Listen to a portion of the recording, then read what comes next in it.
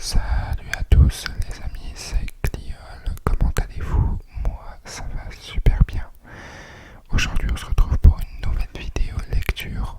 Voilà, on va lire à contresens. C'est le film événement du mois, on va dire, qui est disponible sur Amazon Prime. Je l'ai pas vu en entier en fait. Je me suis arrêté vers le début du milieu parce que je tenais à lire le livre avant de pouvoir regarder le film. Voilà. Même si, vu les critiques qui ont été sorties, il a l'air vraiment génial. Et je compte bientôt prendre l'édition du film, en fait, avec la page de couverture du film. Là, c'est l'original. Donc en 290 pages, c'est le tome 1. Et le roman du livre est en 2 tomes, en fait. Voilà. Donc j'aurai pas besoin d'acheter le tome 2. Et si, parce que j'ai un autre roman à lire que je suis en train de lire actuellement. Je l'ai bientôt fini et puis en fait j'ai décidé de commencer à contresens avec vous. Voilà. Donc je voulais remercier les personnes qui m'ont mis des commentaires et qui me soutiennent. Voilà, depuis ma dernière vidéo. Je les remercie énormément. Et je vais m'améliorer. Voilà, en continuant de faire des vidéos. Je vois que ça marche, donc il n'y a qu'un seul mot à dire, persévérer. Et je persévérerai. Voilà. Donc on va commencer tout de suite la lecture. C'est parti. J'ouvre le roman. Je vais mettre le micro de façon à ce que vous entendiez bien ce que je dis. Autrement, je pourrais même faire des lectures inaudibles, si ça vous dit. Hop. Je sais pas si on va faire le prologue. Allez, pour le fun. De toute façon, on va faire qu'un chapitre. Ça va être en plusieurs parties. Si la vidéo fait pas mal de vues et s'il vous plaît, je referai une partie 2, y a pas de souci. Donc on va commencer tout de suite. Alors attendez, hop, je vais me mettre comme ça, je pense. Ça va être mieux. Je suis sur un petit tabouret, donc voilà. Allez, c'est parti. Je vais me mettre comme ça va être mieux. Laisse-moi tranquille. Elle me contourna pour se diriger vers la porte, mais je l'attraperai par le bras et la forçai à me regarder. Tu peux m'expliquer ce qui t'arrive, bon sang, m'écriai-je furieux. Elle leva les yeux, et j'y vis un éclat sombre et profond. Elle me sourit sans joie. C'est pourtant ton monde, Nicolas, observe-t-elle avec calme. Donc je vis ta vie, je profite de tes amis, j'oublie mes problèmes. C'est tout ce qu'on te demande de faire. Il me semble que ce que je suis censé faire, moi aussi, il me semble. Je suis censé, oui. Lança-t-elle en reculant d'un pas pour s'écarter de moi. Je n'arrivais pas à y croire. Tu pètes complètement les plombs, fis-je en baissant la voix. Je n'aimais pas ce que j'avais devant ses yeux. La fille dont je croyais être amoureuse se transformait en une personne qui ne me plaisait pas. Pourtant, en y réfléchissant bien, ce qu'elle était en train de faire, la manière dont elle le faisait, était le reflet de ma propre vie, ma vie avant de la rencontrer. C'est moi qui l'y avais poussée. Tout était de ma faute. Elle s'auto-détruisait par ma faute. D'une certaine manière, nous avions échangé nos rôles. Elle avait surgi dans ma vie, m'avait sorti du trou noir où je m'étais fourré et avait fini par occuper ma place. Donc ça c'était le prologue. Je pense qu'on était plutôt dans la tête de Nicolas. Parce que les deux personnages principaux, donc le garçon s'appelle Nicolas et la fille s'appelle Noah. C'est deux prénoms de garçon, mais justement il me semble qu'il va le dire. Je vais pas spoiler. Tandis que je monte. Donc là, on commence le premier chapitre, excusez-moi. Donc on est dans la tête de Noah. C'est parti. Tandis que je montais et baissais la vitre de la nouvelle voiture de ma mère, je pensais à ce que me réservait l'année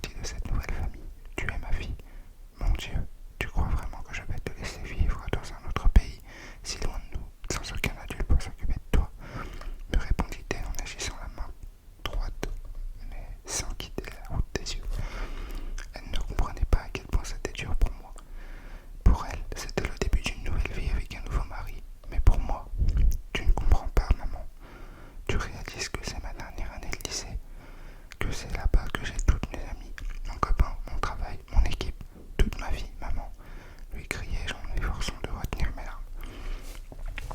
Cette situation est dépassée, vraiment. D'habitude, je ne pleurais jamais. Je répète, jamais. Devant personne. Pleurer, c'est pour les faibles, pour ceux qui ne savent pas contrôler leurs émotions. Moi, j'avais eu très tôt mon quota de larmes et j'avais décidé de ne plus jamais en verser une seule.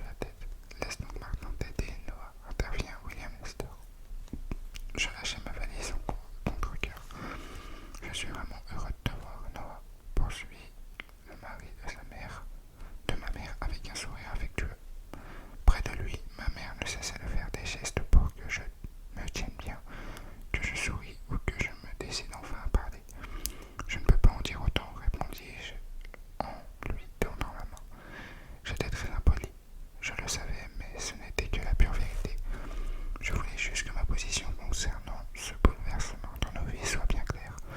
William n'eut pas l'air de s'en offenser. Il retint, il retint, c'est un mot que j'avais jamais lu. Il retint ma main plus longtemps que nécessaire, ce qui augmenta ma gêne. Je sais que tout ceci est un changement brutal dans ta vie, Noah, mais je veux que tu te sentes chez toi, que tu profites de ce que je peux t'offrir et surtout que tu puisses m'accepter comme un membre de ta famille. D'ici quelque temps, ajoute-t-il probablement devant mon air incrédule. Ma mère me foudroyait de ses yeux bleus. Je ne pus qu'acquiescer et reculer pour qu'il lâche ma main. Ces marques d'affection m'embrassaient. Ma mère s'était remariée, tant mieux pour elle, mais cet homme ne serait jamais rien pour moi. Ni un père, ni un beau-père, ni rien qui s'en approche. J'avais déjà un père et ça me suffisait. Et si on te montrait à la maison, proposa William avec un grand sourire, indifférent à mon obésité, à mon hostilité. Viens, Noah, m'encouragea ma mère. Elle me prit par le bras et je n'eus pas d'autre choix que de marcher à ses côtés. Comme elle était parfaitement éclairée, je ne ratais aucun détail de cette villa trop grande, même pour 20 personnes. Alors, pour une famille de 4, les plafonds étaient hauts avec des pots